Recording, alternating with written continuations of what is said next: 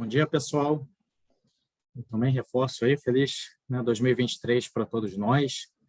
E estamos aqui nos propondo a fazer um breve recap aqui de 2022, que não foi um ano fácil. 2022 foi um ano bem difícil para os mercados, principalmente lá fora, mas nós ficamos aqui, nós da família Macro, ficamos bem felizes com os resultados que a gente conseguiu entregar no ano passado. Foi um ano de forte inflação, foi um ano de forte alta dos juros no mundo inteiro. Os países emergentes já vinham subindo lá de trás, os países desenvolvidos surpreenderam muito com as altas em 2023 e em 2022, principalmente Estados Unidos e depois a zona do euro. E depois de vários anos de alta, a gente viu a Bolsa Americana cair forte.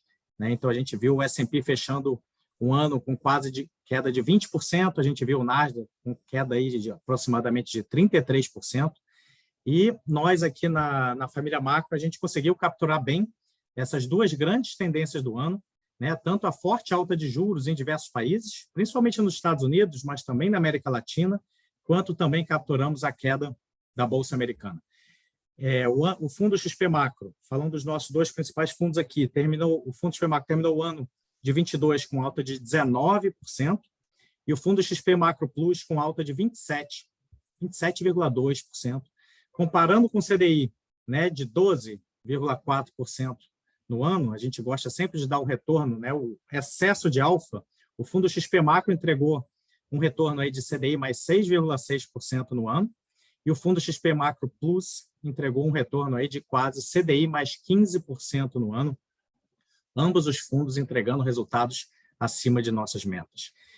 De todo esse alfa gerado, praticamente todo o retorno veio lá de fora, vieram de ganhos externos. Relembrando, 2021 a gente já tinha ganho 65% do alfa lá fora, 2022 foi quase 100%, sendo 65% desse retorno em juros globais, que nem falamos aqui, Estados Unidos, América Latina, 30% aproximadamente vendido em bolsas, e 5% dos retornos vieram comprado em dólar, aí contra o euro, contra o yuan chinês, contra o peso colombiano. Então, grosso modo, esse foi um recap do nosso ano de 22. Especificamente, entrando em dezembro, o fundo teve retornos aí um pouco abaixo do CDI, basicamente com ganhos na posição vendida em Bolsa Americana e pequenas perdas em Brasil e em juros de América Latina.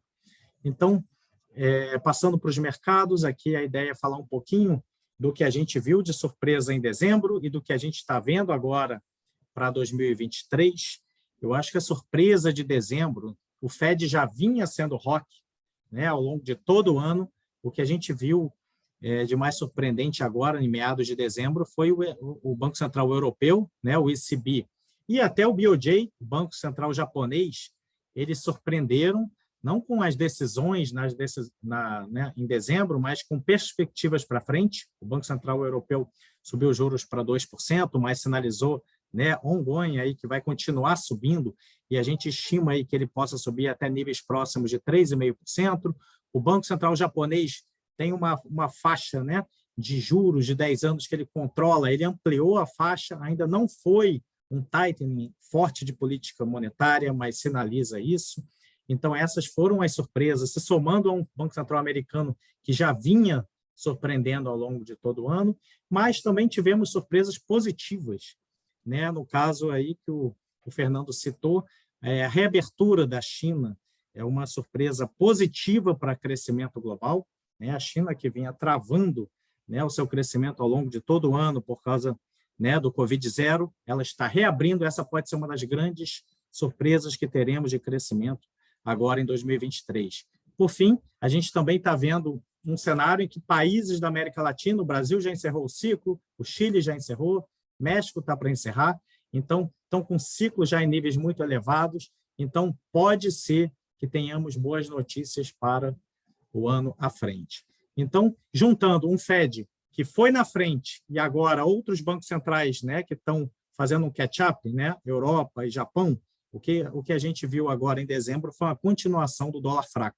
O dólar que tinha subido muito forte até outubro, ele caiu e já devolveu mais da metade de todos os ganhos de 2022 em novembro, em dezembro, e o dólar continua se enfraquecendo aí no início de janeiro, né? Então, um cenário, né, de bancos centrais fazendo catch-up, né, agora acelerando os juros em relação ao Fed, e um cenário em que o crescimento global fica mais equilibrado, a gente está falando aqui de China reopening, então é um cenário que pode ser atribuído, a gente tenta dizer isso aqui, mas a gente não concorda completamente, um cenário mais de Goldilocks, né? Um crescimento mais equilibrado, com juros em alguns níveis terminais, mas seria um cenário bom para risco.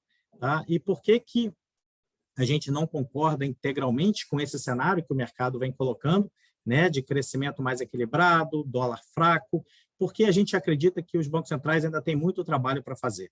Tá? Falando principalmente do Banco Central americano, apesar dele estar sinalizando que pode parar os juros acima de 5%, pode ser 5%, pode ser 5,25%, pode ser 5,5%, né? A gente acredita que tem muito trabalho para fazer, o mercado de trabalho ainda está muito forte, a inflação, principalmente a de serviços, ainda está muito alta e resiliente, e a gente acredita que ele vai ter que manter os juros elevados por muito tempo. Então, os riscos à frente ainda são, né, de uma desaceleração mais forte, principalmente da atividade americana. Existe risco de hard landing, sim. Então, é por isso que, apesar de uma narrativa, né, mais benigna do mercado, a gente continua com viés negativo nas posições no mercado americano, mas com risco mais baixo, né? O cenário complicou, então a gente está com posições bem menores vendidas em bolsa americana e posições apenas na parte curta da curva de juros americana, postando na alta, né? Porque o mercado está precificando taxa abaixo de 5%. Então, esse é um cenário que não é mais tão trivial, dado que o Fed já fez grande parte do trabalho, mas os sinais de desaceleração podem levar a momentos mais difíceis à frente.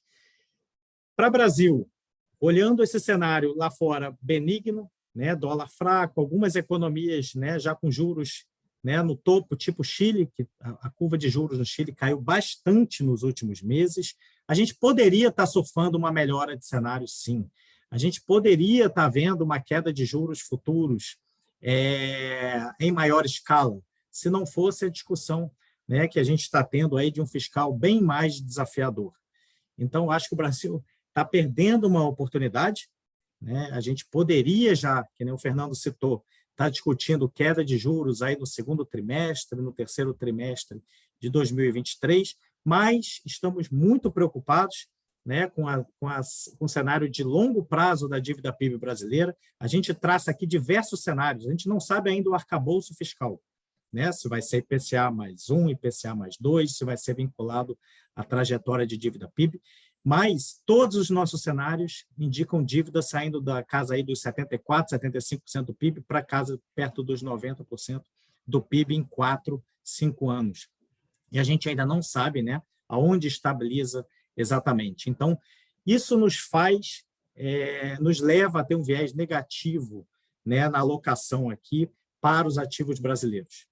Mas vocês podem nos perguntar, mas é claro que os ativos vão piorar? Não é claro no curto prazo, porque essa é uma piora muito de longo prazo.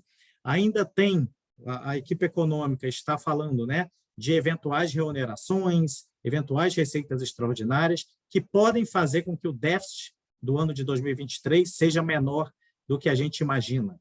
Então, é uma piora de longo prazo, mas que no curto prazo a gente pode vir a ter algumas notícias melhores, principalmente de aumentos de receita, reonerações, gasolina, principalmente.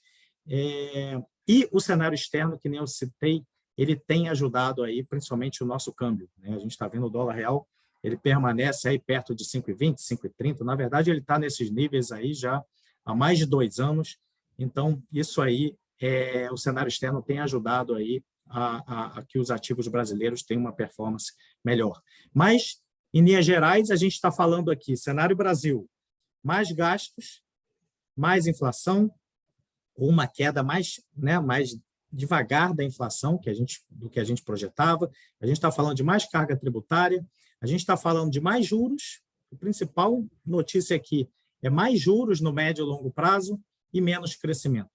Então, é um cenário não muito trivial para ativos brasileiros. Dentro desse cenário, a gente está com pequenas posições vendidas em bolsa, pequenas. A gente sabe que o valuation, que eu vou deixar né, com o Marcos Peixoto, nosso especialista, falar com mais detalhes, a gente sabe que o valuation da Bolsa está barato, está muito barato, mas um cenário, né, de crescimento mais fraco, juros mais elevados, no nosso entender, faz com que não tenha, no nosso entender, tantos triggers assim para a Bolsa brasileira. A gente também tem um cenário de dólar eventualmente para cima, tá? E juros curtos que a gente acredita que não vão cair tão cedo. Então, basicamente, pequena posição vendida em bolsa, pequena posição comprada em dólar contra o real e pequena posição tomada em juros curtos no Brasil, dada a dificuldade que a gente acredita que esse Banco Central vai ter de cair juros no curtíssimo prazo. Em América Latina, que nem eu comentei, a gente tem buscado posições que visam se beneficiar do próximo ciclo de queda de juros. Então, a gente se antecipou no Chile, a gente teve retornos no ano passado bem legais em Chile, e agora a gente está se posicionando também para uma eventual queda de juros, né? O ciclo nem acabou, mas uma queda dos prêmios da curva do México. Então, esse é o nosso cenário atual e a gente volta no Q&A.